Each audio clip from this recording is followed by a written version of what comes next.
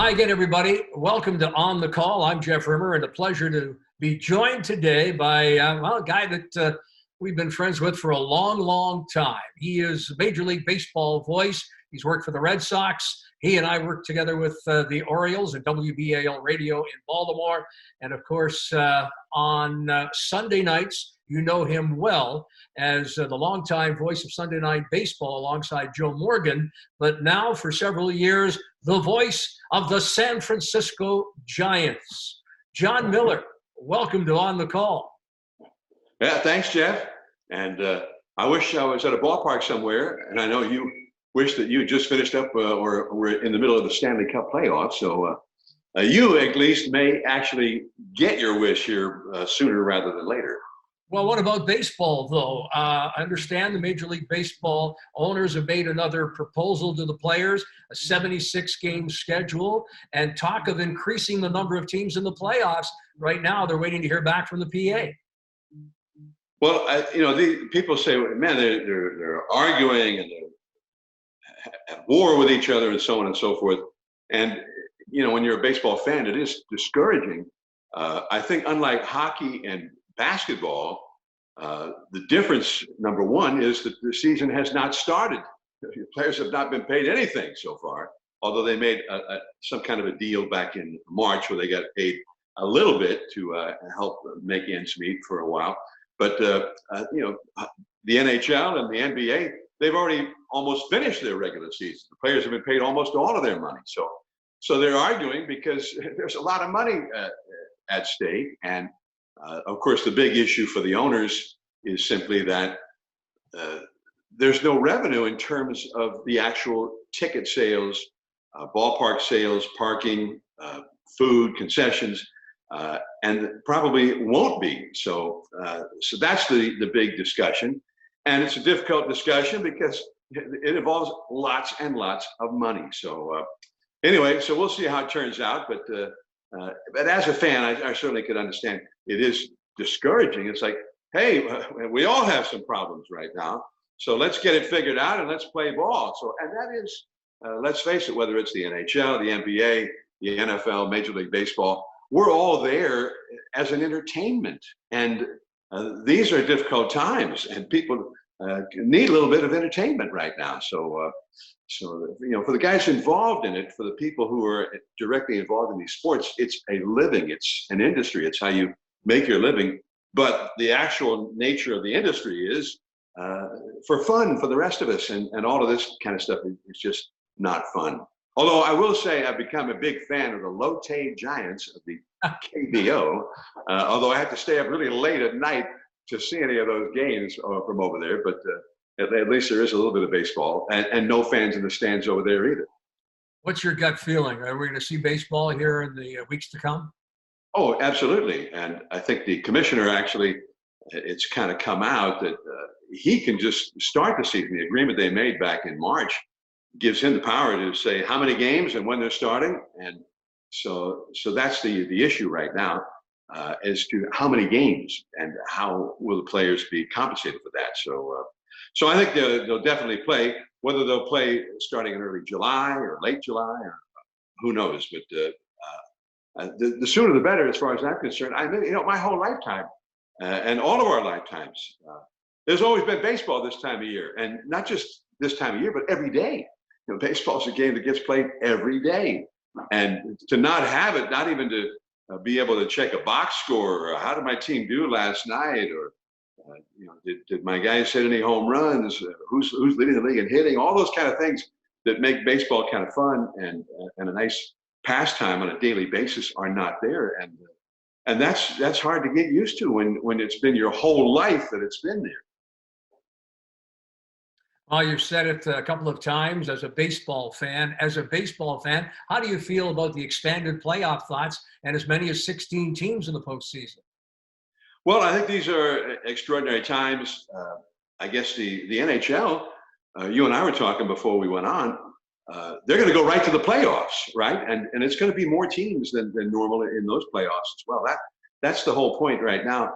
And it'll be interesting to see that time of year, both the NHL and the NBA, when they're not normally playing. And I guess the NBA is going to have a few games to finish off the season and maybe eliminate a handful of teams from the playoffs who still have a shot at it, and then go right into their playoffs. But anyway, so it'll be fun to have it all going on at the same time, because that'll be going on, and the NFL, if they're able to, will be just getting started as well. So kind of a wild time for sports. All of a sudden, after not having any sports at all other than classic games from way back, then all of them playing at the same time. Crazy. Now, we mentioned earlier that you were a longtime voice of Sunday Night Baseball on ESPN, working alongside Joe Morgan. What were those years like? And it must have been a thrill working with a Hall of Famer like Joe Morgan, who really kind of just laid it out there. Well, Joe was not just a great player, but he was the thinking man's player. Sparky Anderson, the Hall of Fame manager, when he managed Joe, used to say, "Joe's the guy I don't have any signals for. I don't have to tell him what to do, because he knows what to do." And I have complete confidence in him. A lot of times he does something that I didn't think of, and I realized, wow, that was brilliant. That was just the right play. So Joe was not just a great second baseman, a Gold Glover, but a guy who, before we even ever kept track of on-base percentage, was the king of on-base percentage. A guy who just got on base all the time. And he was a true base stealer, because the idea of a true base stealer is he steals the base when the team needs it, and everybody in the park knows that he's going to try to steal. And so everybody's geared up to try to keep that from happening, and yet he steals it anyway. You look at his stats, it was not an unusual season for him to maybe steal 68 bases and get thrown out only 9 times. And so he had the high percentage. He could have stolen a lot more bases, but his team really didn't always need him to do that. And he had a lot of great sluggers behind him, guys like Johnny Bench and Tony Perez, and on down the list. So they were on some great teams as well. So I really enjoyed that. 21 seasons Joe and I were together, which was a pretty good run, on a primetime national TV show to be on that long. And and I miss him. We still talk on the phone. He's had some physical problems. He's way older than me. A lot of people may not realize that, but anyway, he's still great talking to him, and he's always got a lot of opinions about what's happening in the game right now, and the analytics and whatnot. So anyway, and I miss him, and I learned so much from him about the game, because I thought I was a lifelong baseball guy, and I thought I knew so much about the game, but I learned so much more from Joe over those years. So that was really, we were really blessed, the two of us. We talk about that a lot, to have been together all those years, to be able to do that, to have that kind of a platform. And Sunday Night Baseball is still going on, and we're proud of that. This is the 30th anniversary of our first Sunday night telecast in 1990, when the series began. So it's kind of been a franchise that continues on, and we're both proud of that, even though we're not involved in it anymore. One of my favorite Jon Miller stories is a young Jon Miller. You're still young. You talk about you and Joe Morgan and the age difference, but I want you to talk about a story that I don't think too many people are aware of, and that is your days as a hockey announcer out in California under Charlie Finley for the California Golden Seals.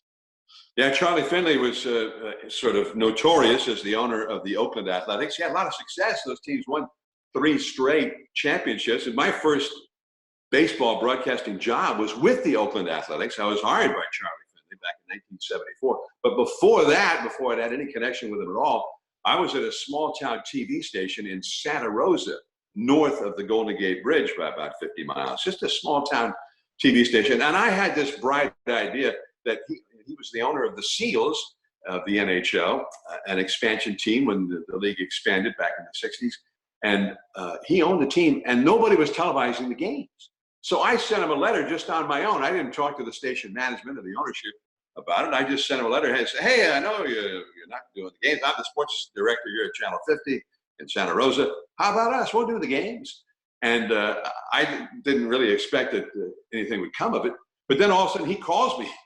And so I said, "Well, I better put you on with ownership, and maybe you can discuss it. So I go tell the owner, I said, by the way, Charlie Finley, the owner of the Oakland A's and the Seals, is on the phone, and he wants to talk to you about doing the games. And he says, he does? I said, I probably should have told you about this, but I sent him a letter a few weeks ago, and he says, well, yeah, we're going to have a talk about that. But he got on the phone with Charlie Finley, and I don't know, maybe a half hour later, he came over to me. He says, you shouldn't have done that, but we are going to do some Seals games. We made an agreement.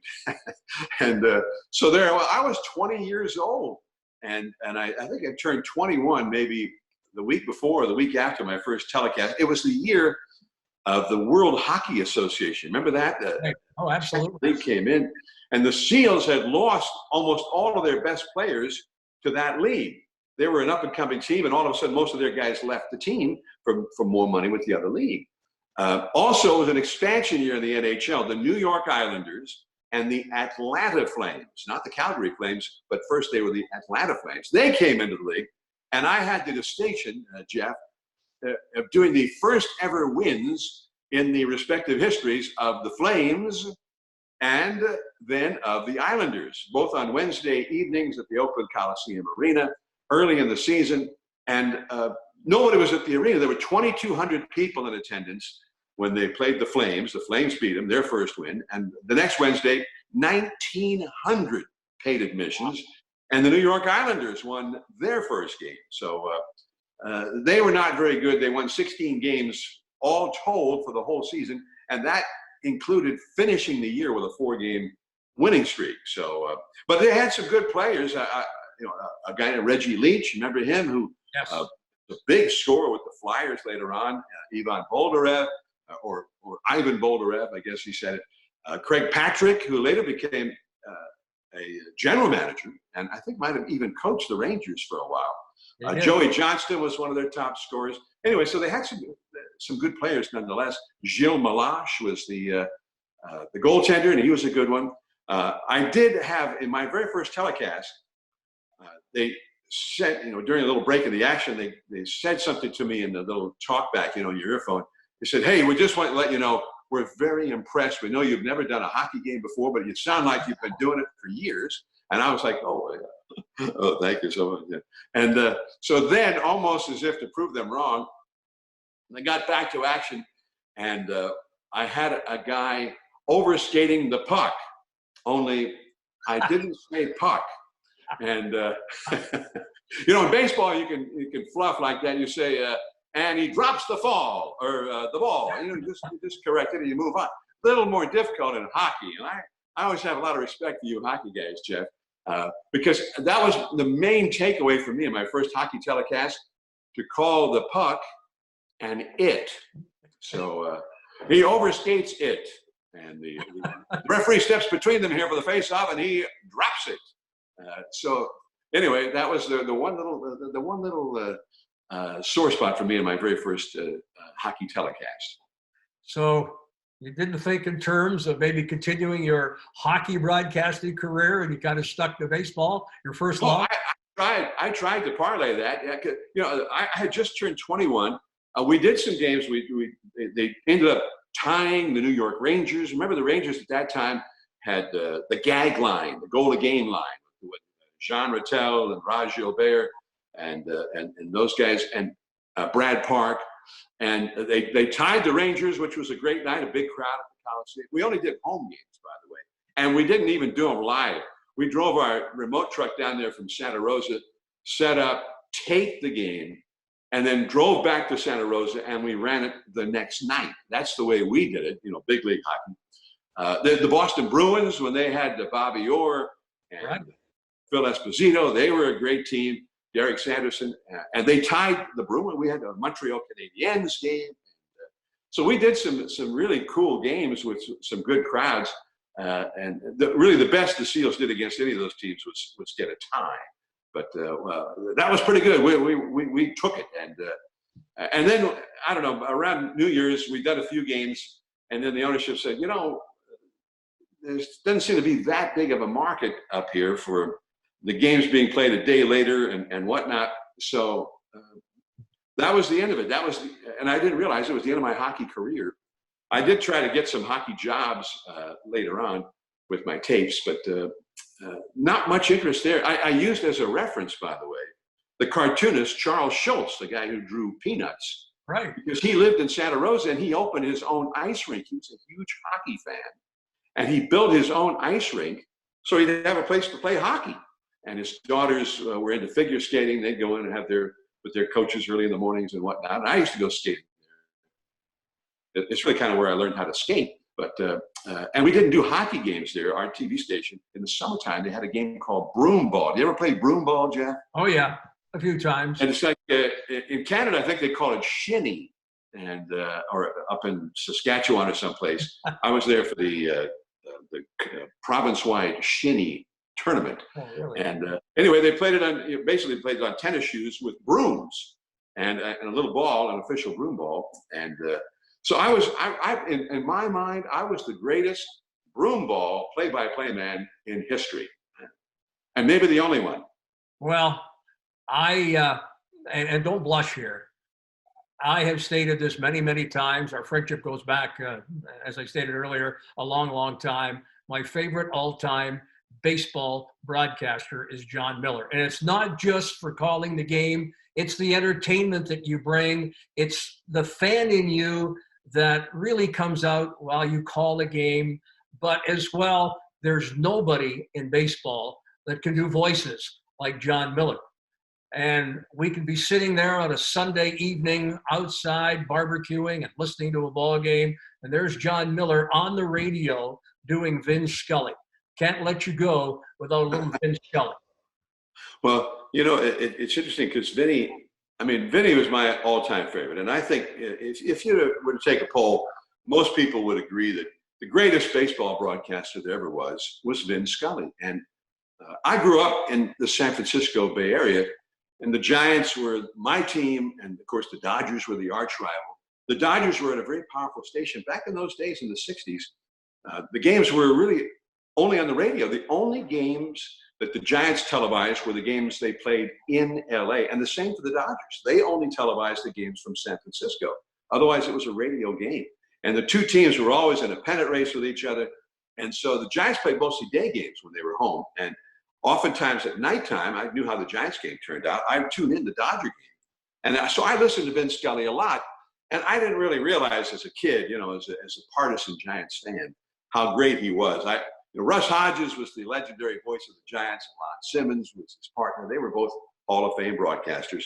And Russ Hodges used to say when the Giants hit a home run, "Tell it bye-bye, baby." And as a Giants fan, you would get goosebumps when you heard "bye-bye, baby." But Vinny was, away back and she's gone. And, I remember as a kid thinking, that's all he's got. She's gone. No wonder he's working in a jerkwater town like LA. He'll never get out of there with an act like that. That was the one thing I was right about. He did stay in LA for a long, long time. But, and at banquets and whatnot, because Vinny's voice was so recognizable. He did the Game of the Week for many years on NBC, the World Series, all the big events. But I used to say, most of us, we broadcast baseball. We speak English. We say, here's a curveball, low and outside, ball one. One ball, one strike. Vinny's much more elegant than that. Vinny's the 1-1 pitch on the way, curve low, ball 2. 2-1 to Dusty Baker. And it's interesting to note that Dusty, who wears the number 12, if you add 2 to that and then divide by 2, you get the number 7, which has great biblical reference in terms of perhaps in a New Testament sense more than an Old, where at least in a Jobian frame of reference, the number 40 stands out even more. But as Dusty himself said before the game, when I asked him, he said, I hadn't thought of it. So, and I don't know what he just said, but I wish I'd said it. I know that. Sounds great. So anyway, he's great. Jeff, and I used to say, did Vinny talk like that all the time? Was he with his family? Did he talk, if there was a Vin Jr., did he say, well, Vin Jr. You got a D- in chemistry. I'm afraid that's restriction for 2 weeks. Maybe the whole family spoke like that. Maybe it's like, oh, Dad, please reconsider. Anyway, he's not on the air any longer, and I miss him, and the greatest of all time. That was one of the great pleasures of doing the Giants games. We played the Dodgers a lot, so we got to see Vinny a lot and had meals with him before games, and he told stories, and just one of the great storytellers of all time. Well, Jon, you are as well. I appreciate your time here on the Call, and let's hope baseball, in fact, does return. I hope so. And one of the great things for me growing up as a kid here in the Bay Area, the Giants had great players back in the 60s. Willie Mays, Willie McCovey, Orlando Cepeda, Gaylord Perry, Juan Marichal, Felipe Alou. They had some really great players, Hall of Fame players. You couldn't help but be a fan. And I remember with the time we've had off, our engineer on Giants radio, Darren Chan, he was going through the archives at the radio station, and he found something that I didn't even know existed. It was a game that I attended in 1970, my first year in college. Second game of a doubleheader. In the first inning, Willie Mays got a base hit to knock it a run. He's at first base. And Willie McCovey, one of the great sluggers, he was the MVP the year before and had another great year in 1970. He's at the plate. And the Phillies went into the big shift form, which they do for everybody now, but in those days it was unusual. So there was nobody at third base. McCovey bunted right along third, and it sped past third base on the ground and out into the outfield along the left field line. Tony Taylor, the left fielder for the Phillies, chased the ball down, and Willie Mays, and this is 1970, Willie Mays, this was 3 days before his 39th birthday. Wow. He had just played a 13-inning game, the first game of the doubleheader. And at age 39, out there again, he scored from first base, beating Tony Taylor's throw with a slide. On a double by Willie McCovey, Mays scored from first, a double that was a bunt. So I remember that distinctly because the only time I've ever seen anything quite like that. And Darren Chan found the call of it. Russ Hodges was at the mic. And as a play-by-play man, you would, I'm sure, appreciate it just as much as I did, because that's the last thing in the world that the announcer is thinking would even possibly happen, that he's going to lay down a bunt, and much less a double.